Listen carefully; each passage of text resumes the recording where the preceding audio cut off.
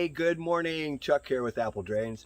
Today we're going to show you some video from Raleigh, North Carolina, where we've got a neighbor's house that's higher than the customer's house, and the downspouts are pointing directly towards towards the customer's house. How can you solve this?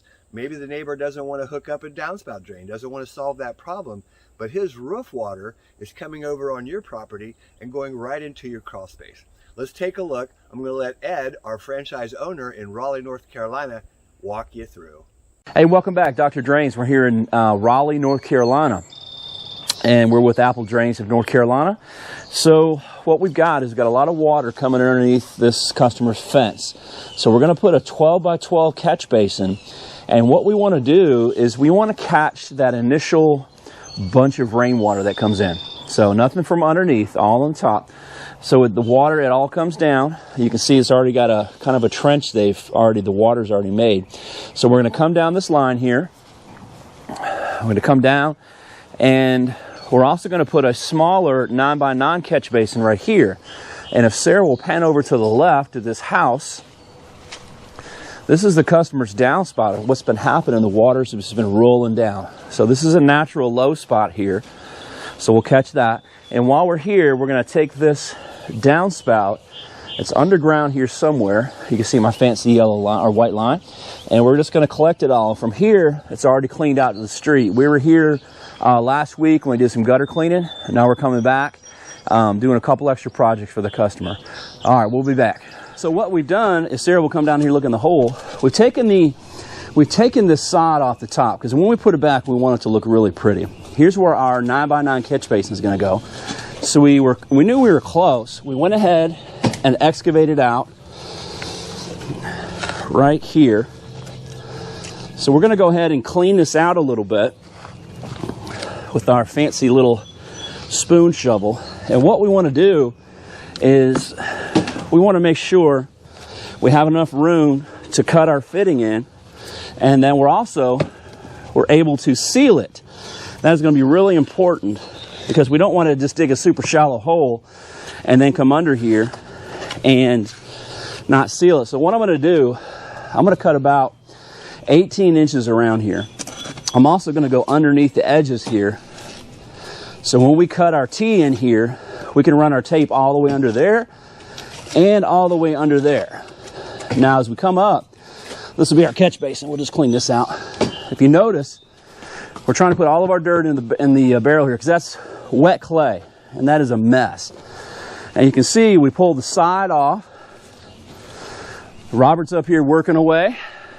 Our 12 by 12 catch basin will go here, and then we're going to lay our 4-inch pipe all the way through here. All right, be right back with you. Is you work your way backwards. Robert's working up there, working his way backwards. So we really like this shovel here because it's got the place where you can push your foot. It's short and it's really strong. It's all steel. There's no carbon or aluminum or any of that nonsense in there. It's an all steel handle. So you come up, you put a little weight in it, and that I've got sparingly. We run into some gravel, you cut down, and you dig. And what you do, here's my spoon, there it is. Once you've dug the trench for the cleanup, it's really easy. You take a little spoon, because it only has to be about 5 or 6 inches wide, and you just work your way down. And if you find a spot, this one we may have to clean up a little bit here. We just want it wide enough to get that pipe in there. Remember, it's a 4-inch corrugated pipe, but they measure about 4.5 inches across. And we'll just make our way down to the pit. We will make sure that we've got our fall. And we'll do this all the way up. And then we'll come back to you. What we run into is some white clay. This stuff's so aggravating. You can't get a shovel through it. The excavator struggles with it. When you're doing a small trench like this, the only way is to get you this tool. You can buy them at Lowe's, Home Depot. Get one with a little bit of weight to it. So you straddle the trench, and of course we already know there's no wires in here. We verify that. You straddle the trench. You hear that? That's how hard this stuff is. And you just keep pulling it up as you go. But I'm gonna tell you something. This white clay will make a fat man work. I'm gonna tell you right now. So I'm gonna eat me a couple of cheeseburgers today because I'm gonna lose too much weight. I'm trying to keep my slim figure. But this is a workout. Don't let nobody fool you. All right, thanks for stopping. What we'll do is we're gonna tee this in. We're gonna have this pipe coming right here. So you wanna measure enough for the pipe to go in right here on the sides. You wanna take your Sawzall and cut it through, all the way through the solid pipe. Both sides.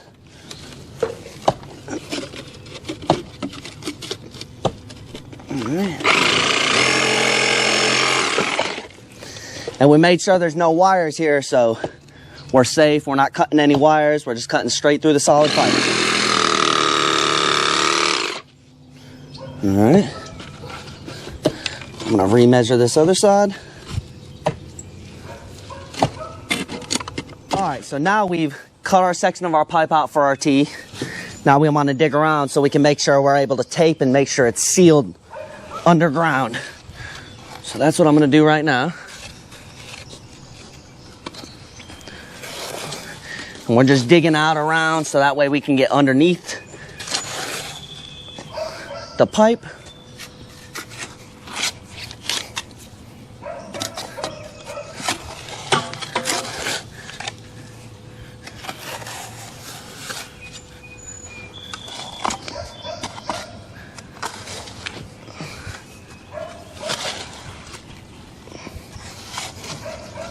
So what Robert's doing is really important. I brought your shovel, Robert. Yes, sir. A lot of companies will not do this. This takes extra time. What we do on every solid pipe is we're going to dig around it. We're going to hook it on there. And then we're going to put our PVC pipe on. If you don't do that, roots have a tendency to try to sneak in through the cracks. So we try to seal the cracks up the best we can.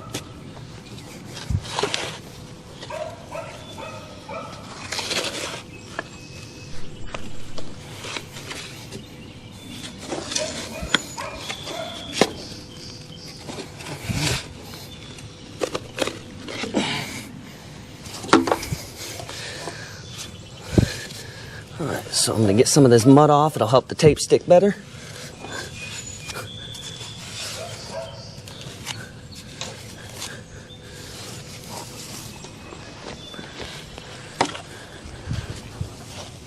So what I've asked Sarah and Robert to do is there may be an occasional break. That's just because it's hard to upload long files. So what we're going to do is I want you guys to see the ugly part of this job. Usually what you'll see on YouTube, everything's clean and pretty, and that's after about 10 takes. We're doing this live. So if you're a DIY and it takes you more than 10 minutes to do this, it's because it took the contractor. Wait, it's because she's videoing me now. Hey, we're still here. It's okay. I want you to see what Robert's getting ready to do. It's because it takes a while to do this. It's not all pretty. I don't care how long you've been doing it. So don't be fooled by the YouTube fakers. And we're gonna actually take a little bit more off.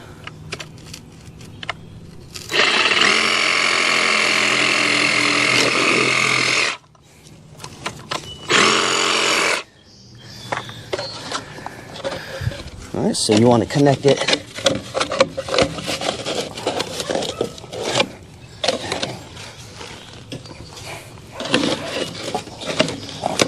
to one side.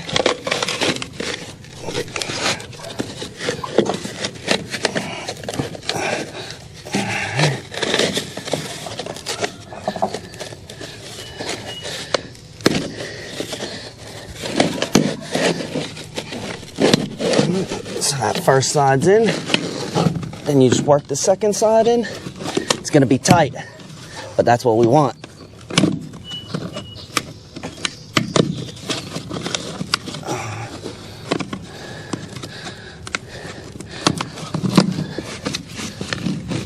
All right. So we got the tee in.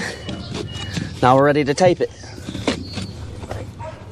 All right, so now what we're gonna do is we're gonna tape the PVC. Now what you don't wanna do is cut it too short.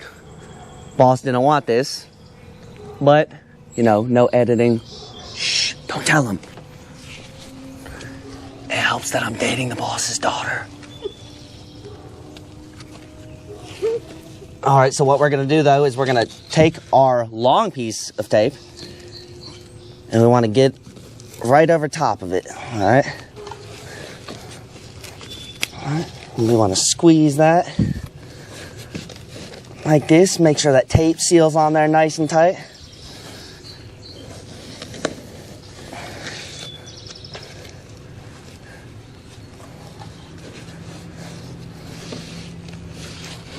All right, so we got one side hooked up, this side, we're gonna cut it long enough.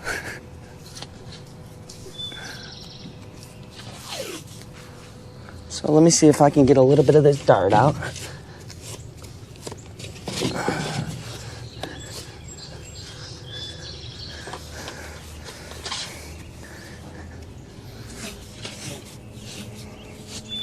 All right, now,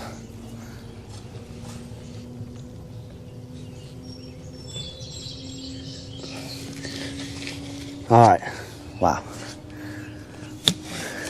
Remember, make sure it's long enough. All right. Again, we're gonna go around.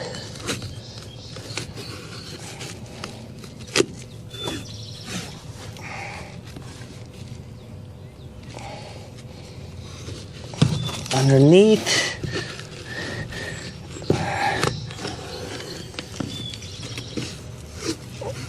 And we just really want this to seal nice and tight. We're gonna squeeze it. Make sure that tape really sticks to that pipe once again.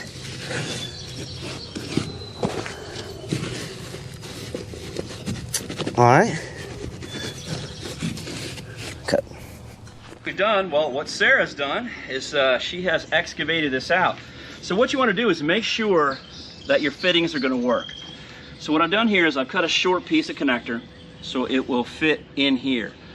So you want to slip it on and it's going to fit right in there like that. So we'll take this up and obviously we're going to level this out. Most importantly, you want to make sure this is going to have the right angle. So what Sarah has done here is she has turned this to when our pipe comes down, and we'll clean this out here. It's going to snap right on there. So now what we can do is you want to do as much work outside the trench as possible because it's easier. Smarter, not harder, right? I learned that somewhere in the Army. The Marines don't teach that. They teach harder and harder. Harder and harder. Harder and harder. Robert is yeah, there you go. You know what he is. So you want to go ahead and tape it on there, get it good and tight. You should seal it up. Now when we put this on, I'm not going to do it right now because we want to level out a little bit. We're going to slide it back in there. Sarah will come over here. This connector right here to here. It'll slide all the way to the edge. So we're going to tape this whole section right here. And when we get this set into level, we'll come back and I'll show you us taping that. And if you notice, we've got room on the bottom here. So, you know, you guys know I use the reference to my Appalachian American friends. We're going to have, is it Jim Bob and Cletus? Bubba and Cletus. Bubba and Cletus, thank you.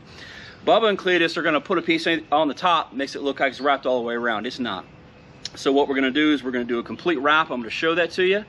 We're going to run our pipe. We'll show you the connections. And we're also going to show you the level on these, how to check the level, because you don't want it cattywampus like that. So we're looking good. We'll get back to you. All right, we're back. Sorry, card error. So no video editing tricks. I mean that. So it's best if you have some tape, just put some extra tape on it. Tape is cheap. Sarah's going to cut towards herself, which I did not teach her. She's going to put another piece on there. Just overlap. Try to keep the mud off of the tape as much as possible. It's hard to do in a hole like this, but we did leave extra room underneath. Thank you for the assist, Robert. Absolutely. So Sarah has got that wrapped up, and that is tight. Now we're going to have Robert come in here and show us how to level this and tell us why we have the depth where it's at. All right, so we got our 4-inch pipe coming from our basin down there, coming into this basin. So it's gonna flow through here. Once it fills up enough to here, it's gonna go into the T and shoot out to drain, just like we want. So what have you got there, Robert? Let's lay that flat so we can see that bubble. All right, so this is our little level. All right, and we got a little bit of fall towards the tee, which is what we want, just so the water has direction. And that's a great point. We can do this absolutely flat. Oh, we can pitch it a little bit. We like to pitch it. It helps drain the box a little bit. You can put it on there flat as well, no problem. And what about the other way, Robert, left or right?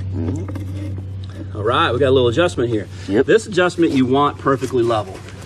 So what we're gonna do is we're gonna bring in some dirt, we're gonna level it out, and then we're gonna pack around it. We're gonna, most importantly, pack under here and under here.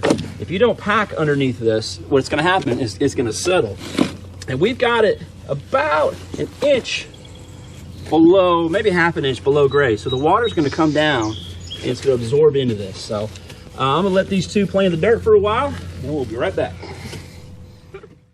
Okay, so we're back at our 12 by 12 catch basin. The reason I really like this catch basin, can I see that, Robert? Yes, sir. Most catch basins don't have filters. Now, I do have filters for our 9 by 9s. Okay, so again, we're getting the USD card. This one's giving us some problems. So this is a Standard Park, S-T-A-N-D-A-R-T-P-A-R-K. Just Google them on Amazon, that's where I buy them at. But this basket is really nice. You slide it in there, and as the leaves and debris get in, they'll come into the basket and it'll fill up. So you can literally, the customer can pop this off, knock it all out, pop it back in. So Robert's going to put the cover on. And we don't screw the covers down. There's no reason for that. Then he's going to take his little handy, and what we've got is it's a little bit off. We'll fix that right there. And Robert has got this set up to where it's pitching down a little bit. Now, you can put this in absolutely level if you wish. We just got a tiny little bit of pitch there, so it'll pitch it down out. So what we'll do is we'll adjust our trench to match this depth. And again, we're just below grade. All the water is going to come out right there from the neighbor's house.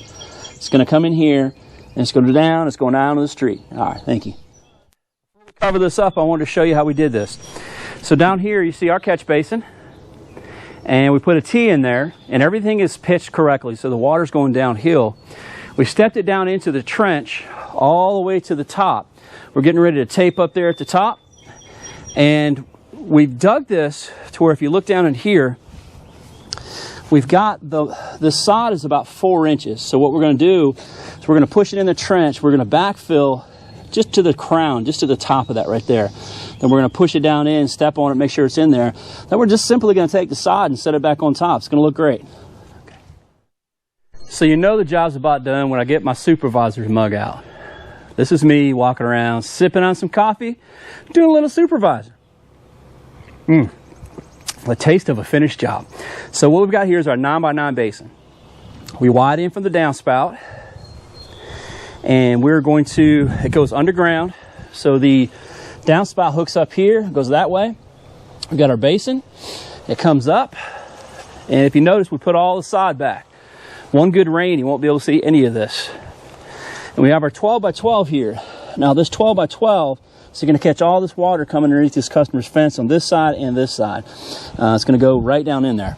And then anything that doesn't, maybe if it comes from the hill, or what the customer was definitely worried about was his neighbor's downspout. That water is going to come right down here. You see the bare spot. It's going to come right down. It's going to hit this low spot and go right there. So what it's going to do, it's going to keep the water away from this customer's house. He's had some water issues. He's going to have a mason come back and block all these off because he's got an encapsulated crawl space. So that's going to keep all the water out of the customer's house. So another job well done. Way to go, Ed. That was a great job. I know that solved the problem, and your customer's just going to love that work.